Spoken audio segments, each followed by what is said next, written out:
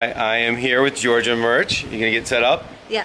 And we just wrapped up a session today. Well, first of all, Georgia is speaker, author here in Melbourne. Yeah, I am. And we just wrapped up a workshop today. What did we talk about? We did feedback that doesn't suck. Feedback that doesn't suck. What's the current problem in our work world today around feedback? What's going on?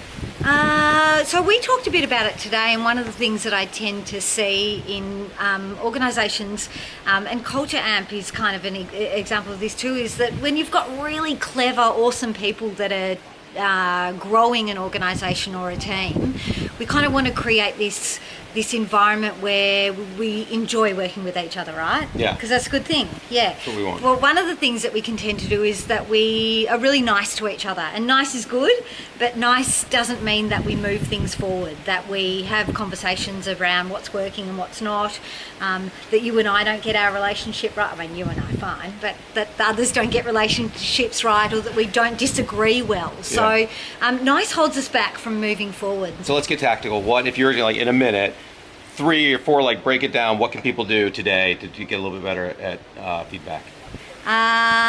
So I would say one of the simple things are being a really vigilant thought monitor. So being really careful to interrogate the information that you have. Do you have facts and examples that are absolutely true?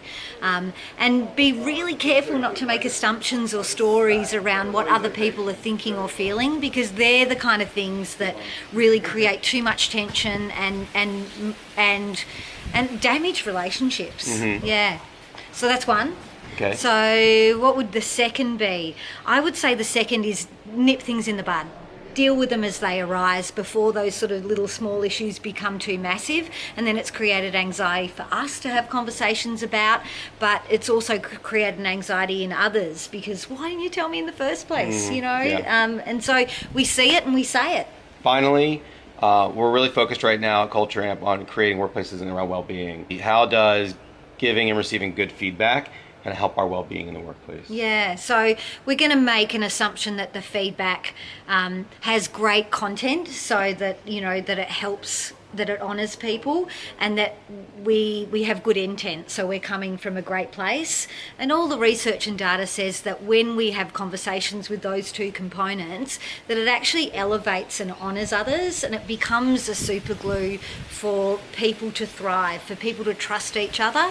So when it comes to one of the reasons around, there's so many, you guys know, around why well-being when it's not good, it's because when we're hiding stuff and we're hiding information from each other and even ourselves. So let's kind of stop hiding. Let's get vulnerable. Let's get uncomfortable. Let's stop hiding. Let's get this. vulnerable. And if anybody wanted to happen to learn more about your work, are there any books or anything they could read? Oh, very funny. Yeah, a couple of books. So you can just go to the website.